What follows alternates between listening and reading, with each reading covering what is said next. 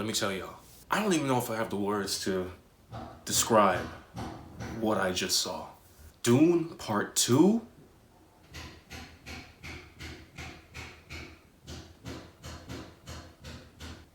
Best movie of the year.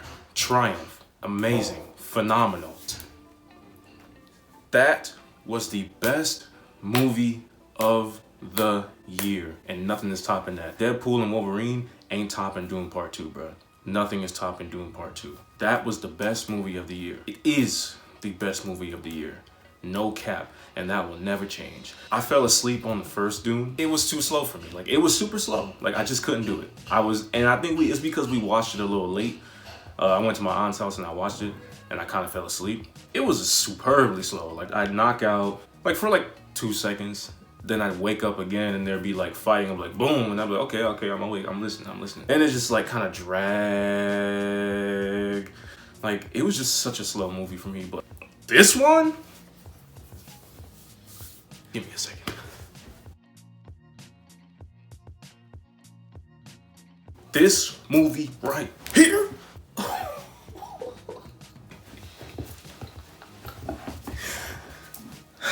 No cap, I got chills from the very beginning. I don't know what it was about this movie, but like, before it even started, I was like just hella excited. I was like, I cannot wait. I watched that trailer like 20 times.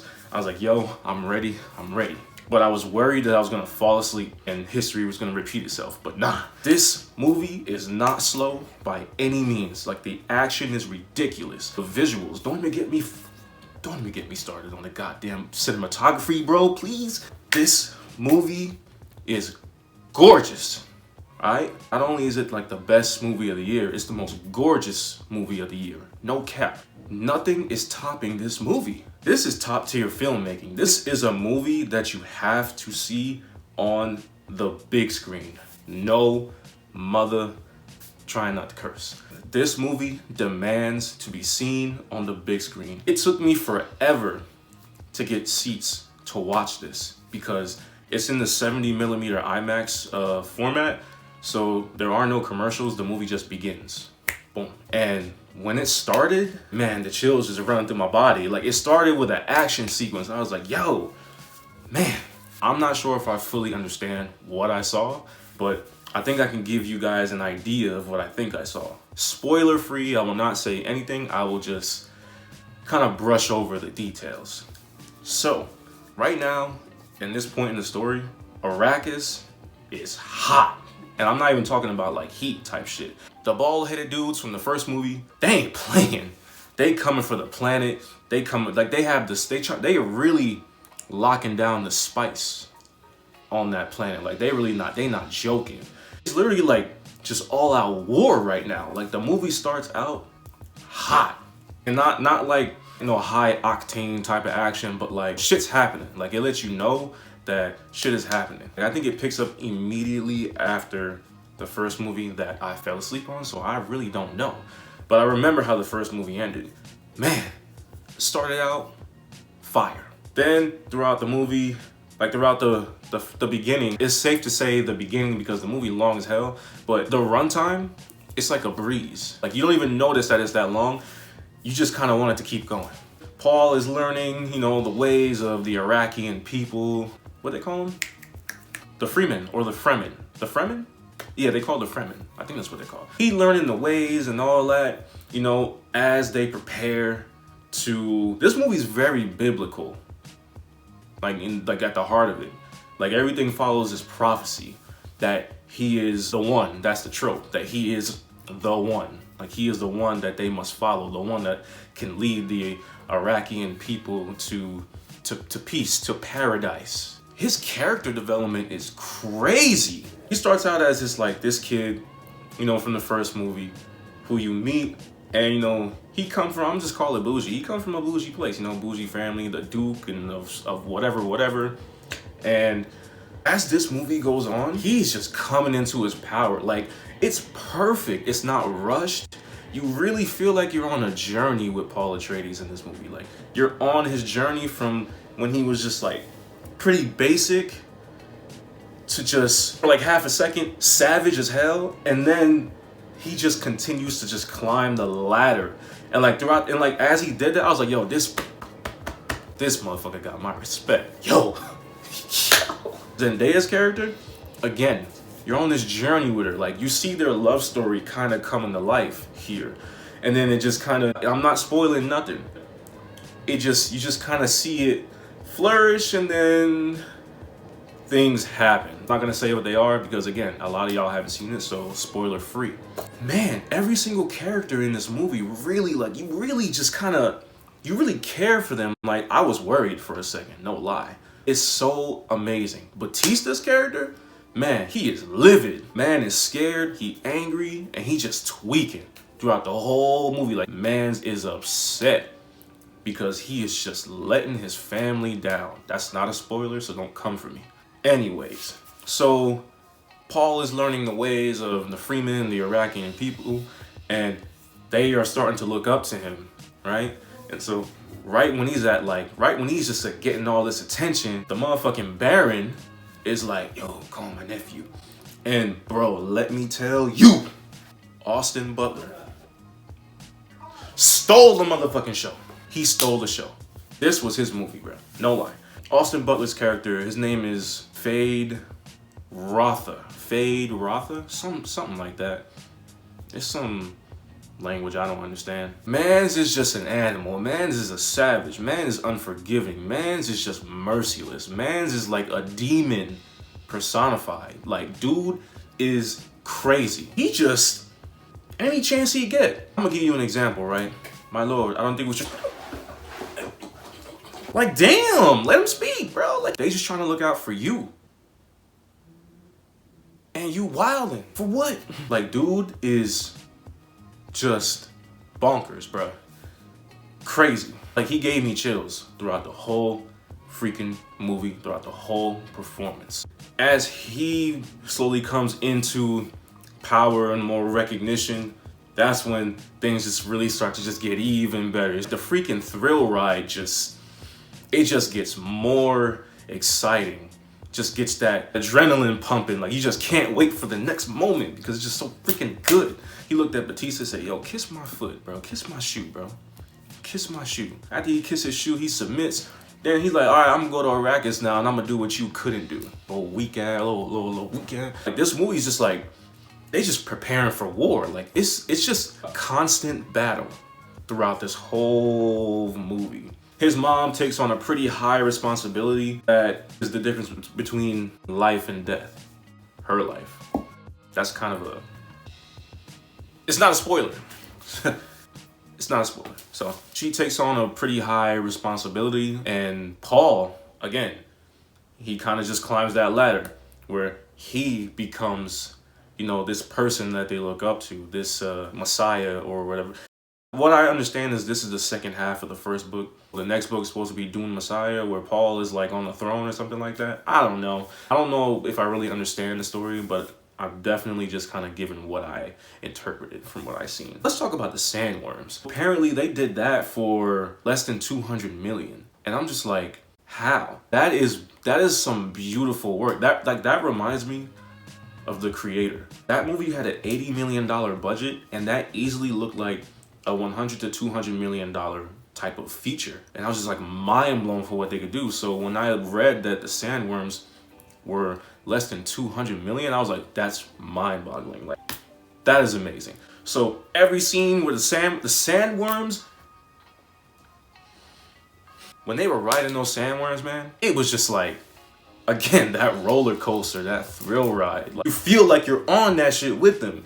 Like, you really, you hanging on with them. Like, you really hanging on, you steering it, you're part of the experience. It's just so beautiful. And that climax, that final battle, man, chills throughout. Like, I just couldn't stop the chills. I'm telling y'all need to see this movie, bro.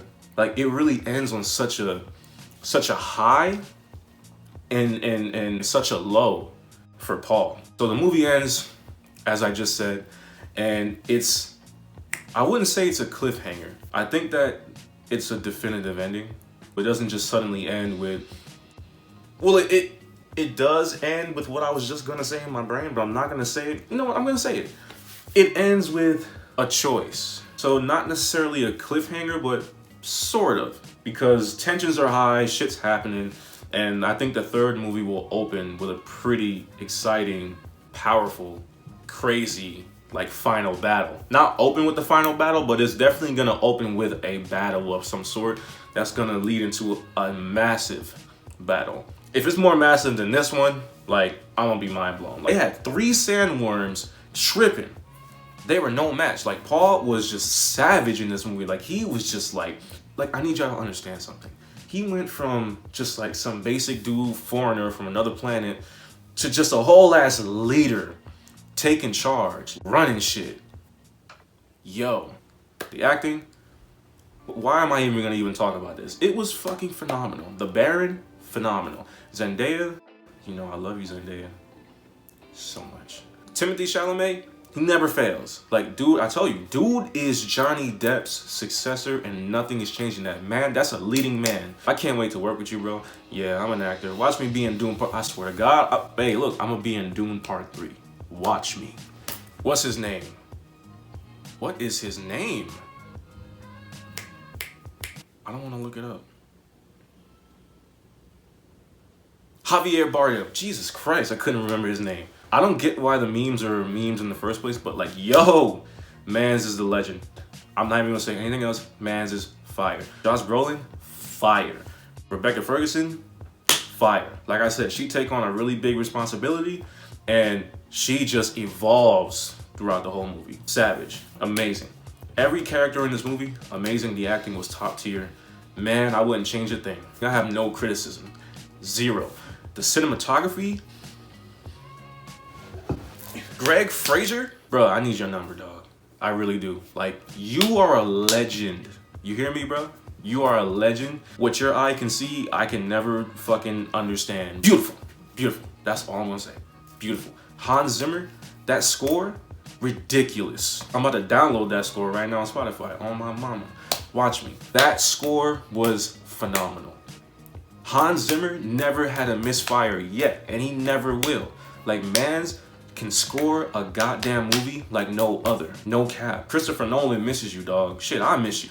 I miss y'all working together. It's gonna be kind of hard to, you know, for you to go back over there when you're dealing with the director, Denis Villeneuve. I hope I said his name right. I watched a lot of interviews where they said his name like that, so Denis Villeneuve. Yeah. Like, that score just, you just feel it radiate throughout your whole body. It's so powerful. It is so unique. It is so incredible. Man, all I'm gonna be bumping is the Dune score, promise you. The directing, the camera work, the performances, the visuals, the CGI. Oh my lord, the CGI. Oh my god, nothing you haven't heard before. Phenomenal. This is a big scale movie. Like, you cannot see this on a normal theater screen. You cannot pirate this movie. You cannot go buy a bootleg. You have to go pay your money to watch it. I don't care if the IMAX tickets are $30. You need to go watch this. Again, I'm not sure if I fully understand everything I've seen, but like, that twist got me. I was like, holy shit, they are descendants of who? I was like, yo, oh my god. And that final standoff, that final like one-on-one, that's when I was worried. See, y'all don't even know who I'm talking about because I ain't named names, so that's not a spoiler. Yeah, what's up? I ain't gonna say nothing on that. Although I do wish a particular character's fate kind of went the other way. That's not a criticism. That's just my personal opinion of how I feel. Like I already said, the best character in the movie is Austin Butler's Fade Rotha. The best. Every time he was on screen, I was like, all right, bro, I can't wait to see you again, bro. I was just anticipating his return. His introduction was just like, oh my lord.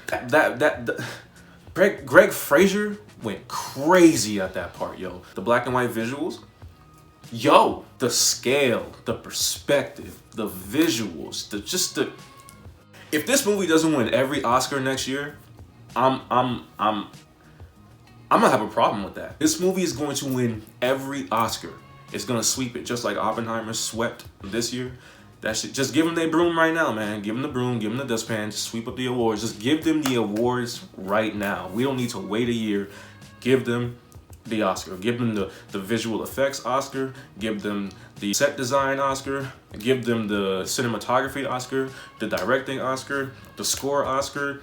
Maybe they'll get an acting Oscar. That is not no diss. I mostly see Oscars being given for those categories that I mentioned. But the acting was amazing. Those categories, easily, they just sweep it. Very easily. Man, that was an experience, man. Like no other. That is the best movie of 2024. No movie can change my mind about that. Like back in 2022, The Batman was the best movie of the year. Nothing topped it. We have another winner. Dune Part 2 is the best movie of the year. This movie is a 10 out of 10. Masterpiece. Global phenomenon. Phenomenal. Epic. Legendary.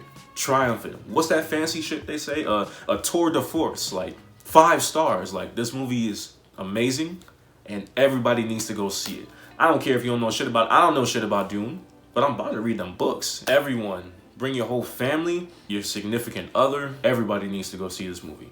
It demands all your senses, except for smell. I don't want to smell no damn Arrakis native. They probably smell like buns. I loved every minute of this movie. I'm definitely seeing it again. No cap. I think that's it for this video. I could talk all day about it, but when I see it again, I'll definitely make another video of what that was like the second time around. And especially after I do a little more research on the story. Thank you guys so much for watching this video. As usual, like, comment, share, subscribe. Tell your aunts, your uncles, your niece, your nephews, your dog, your cat, your bird, your fucking centipede. Tell everybody about the review.